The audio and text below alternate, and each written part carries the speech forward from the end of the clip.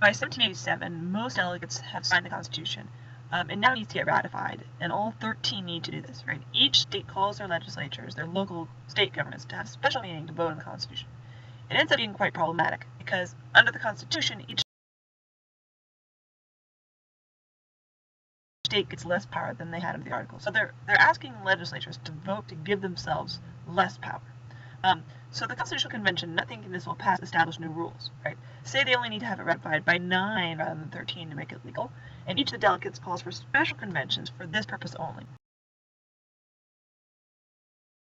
Right?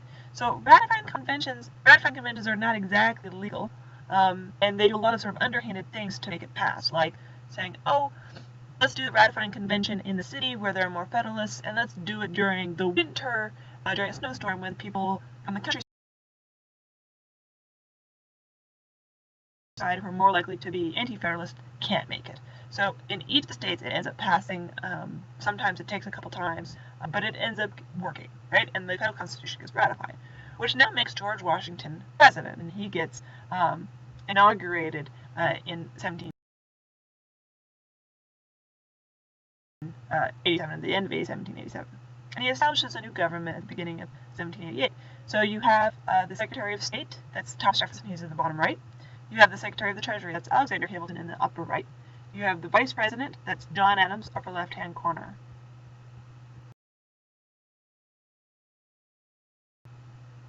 And the Secretary of War, Henry Knox.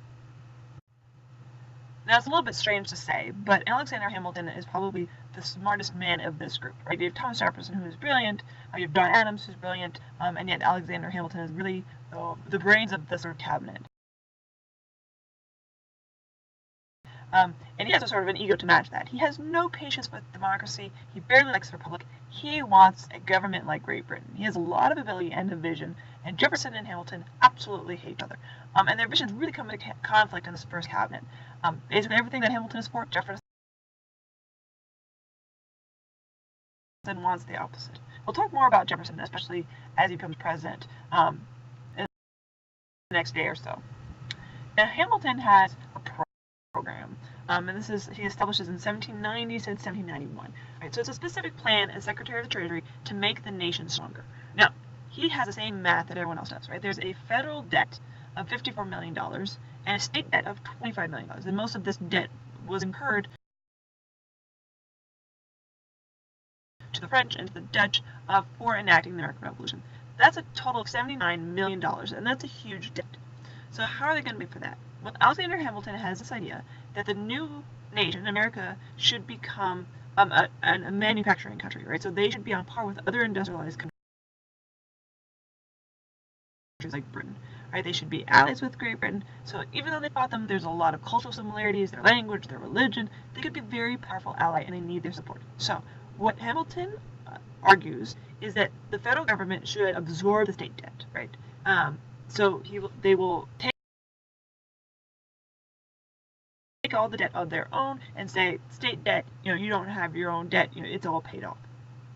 And he uses this debt to sort of unify the nation. Well, instead of sort of every state sort of competing, oh, we fought, we're paying your debt, or you're not paying your debt, or, we'll lower taxes if people come here rather than there. Not make the states in conflict, right? Have them all together, they're all in the same hardship, paying the same debt together, right? Also, Hamilton says, don't pay that debt, right? Just pay the interest on the debt, right? If you just pay the interest, it will make the creditors very happy, right? Then they'll have a steady stream of money coming their way. And this will set up America as having good credit. This is still true today, right? If you want good credit, you should have a small amount of debt that you pay off very consistently every month, right? If you have no debt, if you have no credit cards and no debt, then you actually have a medium to low credit score. To have a high credit score, you need to take in some debt. So this is what Hamilton recognizes. Get that debt, just pay the interest every year. Then we can invest some of the money that we make into America, right? So this will make people very happy. If you take that sort of,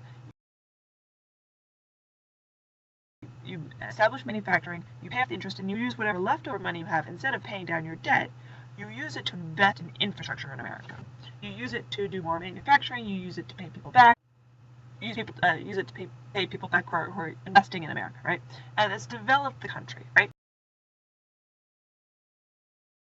To create more capital, to create more wealth, to sort of create a cycle of economic development, right? Make more people ask for money, then they make money, then they pay creditors, and then they ask for more money, right? So this is his plan, and this is what America starts implementing in 1790 and 1791.